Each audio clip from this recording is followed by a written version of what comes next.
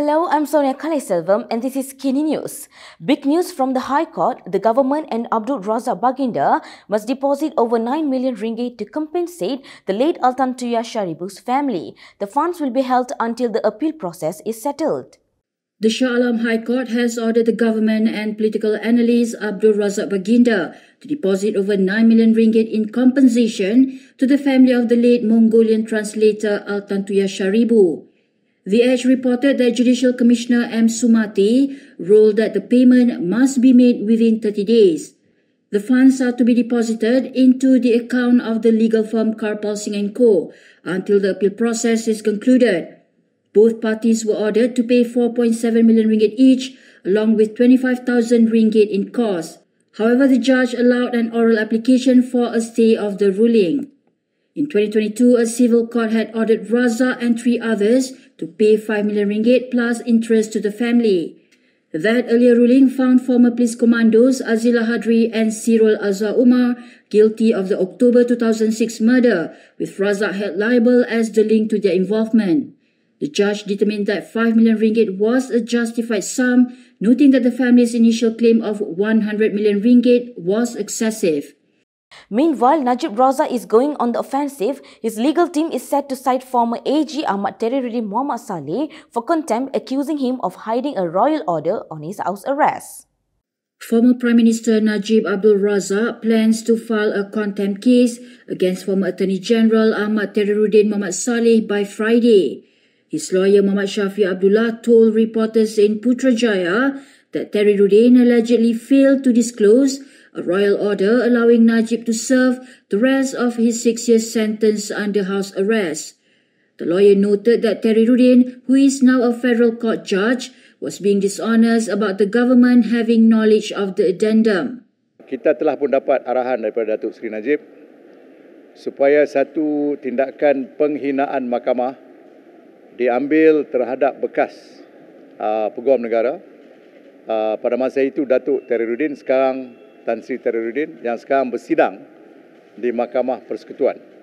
Ya, kita telah bentangkan sebab-sebab kenapa penghinaan mahkamah tersebut telah pun berlaku. Shafi explained that AGC officers told the civil court that Najib's legal team must prove the addendum exists or their claims would be dismissed as hearsay. If Terrirudin is found guilty of contempt, he could face jail time or fine. Meanwhile, the senior lawyer said the legal team is considering filing a second royal pardon request for Najib.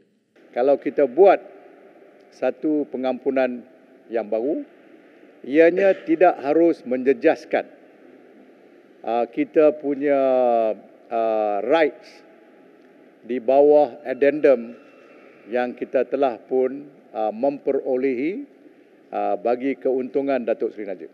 Moving on to the next story, snap election, not likely, at least not according to key leaders from Sabah and Sarawak. They say Anwar Ibrahim's grip on power is stronger than ever, brushing off Bersatu's claims that his majority is slipping. Talk of a snap election is making rounds, but leaders from Sabah and Sarawak are not buying it. Gabungan Parti Sarawak's Abdul Karim Rahman Hamzah and Gabungan Rakyat Sabah's Masidi Manjun insist Prime Minister Anwar Ibrahim's majority is solid and not shaky. Speaking to Free Malaysia Today, Karim says Anwar's government isn't going anywhere before 2027, dismissing Bersatu's election hype as wishful thinking. He adds that while Bersatu may be gearing up for G16, winning over voters is another story. Meanwhile, Masidi echoes the sentiment, pointing out that Anwar still holds a commanding 2/3 majority in Parliament. He also reminds the opposition that they've been predicting Anwar's downfall since day one, yet Anwar's position is more secure than ever. This comes after Bersatu President Muhyiddin Yassin told his party to prepare for a possible election by year-end, where Party Secretary General Azmin Ali citing encouraging developments with PAS. However, government allies are unfazed, pointing to the Yang di-Pertuan Agong's recent warning against political instability. As DAP gears up for its leadership elections, Anthony Locke and Nga Korming are making it crystal clear their alliance is rock solid, but while both of them project unity, another political heavyweight may not be sitting so comfortably. Is Lim Guan Eng's grip on power slipping? DAP Secretary-General Anthony Locke and Perak DAP Chief Nga Korming have reaffirmed their alliance ahead of the party's Central Executive Committee or CEC elections. Nga shared a Chinese New Year dinner photo with Locke, describing it as a symbol of their unity and long-standing friendship. He emphasized their commitment to strengthening the party amid shifting political challenges. The post drew support from key party leaders, including Tioni Ching and Kelvin Yee, with the hashtag Stronger Together gaining momentum. Meanwhile, speculation is mounting over the fate of National Chairperson Lim Guan Eng, whose influence appears to be waning. The Penang DAP elections last year signaled cracks in his support, raising questions about his standing. With the highly anticipated CEC elections set for March 16, Locke and Nga's next move could be decisive. If they challenge the veteran DAP leader, it could reshape DAP's leadership and future direction. An opposition MP wants the government to stop dragging its feet on two key reforms, bringing back the Parliamentary Services Act and passing a political funding law. Saya tak faham kenapa pada hari ini dalam keadaan banyak usaha telah dimulakan sebelum ini, PSA ini tidak dibentangkan di Dewan Rakyat oleh kerajaan yang ada pada hari ini. Yang perlu dibuat hanya meneruskan saja apa yang telah dimulakan.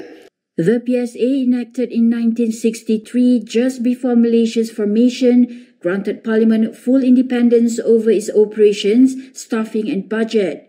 Wan Saiful noted efforts to revive it began in 2018 under Pakatan Harapan, despite Dr. Mahathir Mohamad having repealed it in 1992 during his first tenure as Prime Minister. Silap saya dalam pertengahan tahun lepas disebut bahawa 90% telah siap PSA ini.